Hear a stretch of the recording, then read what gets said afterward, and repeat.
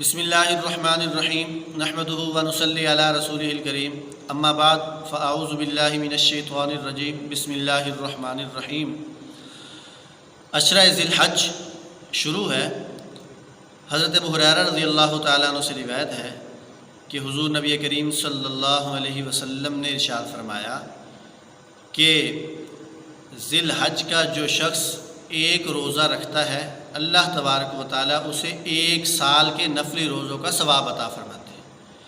اور جو اس عشرے کی ایک رات کو عبادت کرتا ہے اللہ تبارک و تعالیٰ اسے لیلۃ القدر کی عبادت کے برابر جو ہے وہ عبادت کرنے کا ثواب عطا فرماتے ہیں۔ تو اس لیے محترم سامعین، یہ مہینہ اور اس کے پہلے 10 دن ہیں، حدیث پاک کے اندر اس کی بڑی فضیلت آئی ہے۔ ہم اس کو غفلت اور سستی میں نہ گزاریں، یہ سعادتیں حاصل کریں، فرض نمازوں کا خاص طور پر اہتمام کریں، تلاوت، ذکر اور بالخصوص جو تکبیر تشریق ہے، تیسرا کلمہ ہے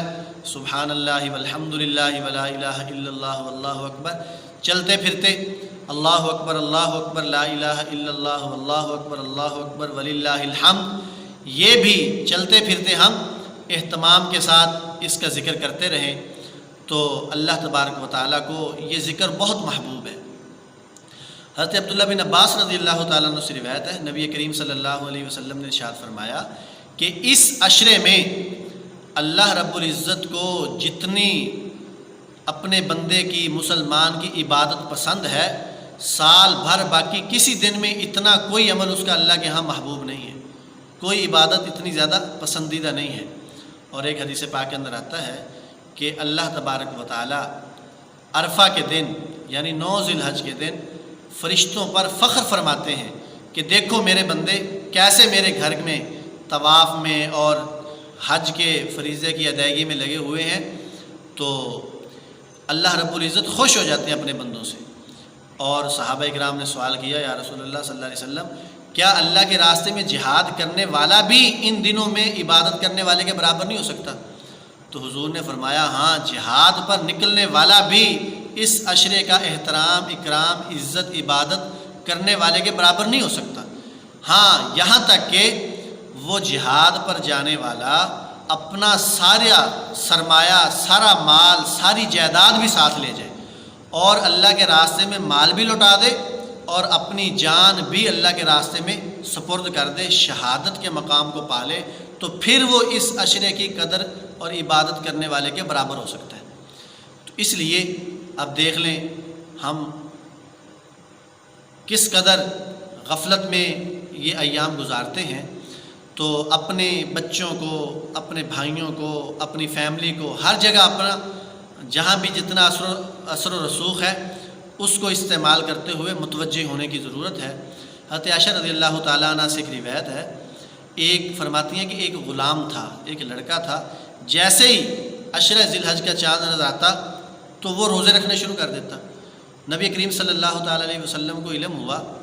تو آپ کو بتایا گیا، آپ نے اس کو بلوایا اور بلا کر پوچھا کہ اے نوجوان، تو یہ روزے کیوں رکھتے ہیں؟ تو اس نے یہ عرض کیا، یا رسول اللہ صلی اللہ علیہ وسلم، آپ جانتے ہیں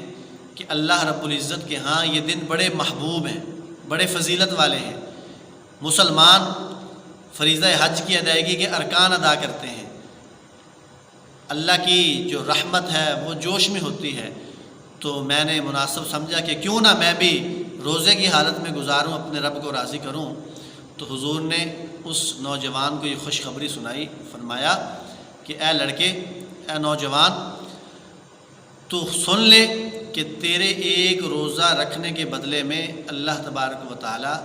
تجھے 100 اونٹ اللہ کے راستے میں قربان کرنے کا ثواب عطا فرماتے ہیں، اور ایک روزے کے بدلے میں 100 غلام آزاد کرنے کا ثواب عطا فرماتے ہیں، اور 100 گھوڑے بما ساز و سامان کے مجاہدین کے میدان جہاد کے لیے سپرد اور حوالے کرنے کا ثواب عطا فرماتے ہیں۔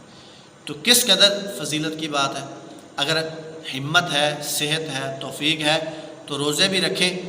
اور ان راتوں کی بھی قدردانی کریں اور نمازوں کا باجماعت اہتمام کریں۔ اللہ تعالی ہمیں عمل کی توفیق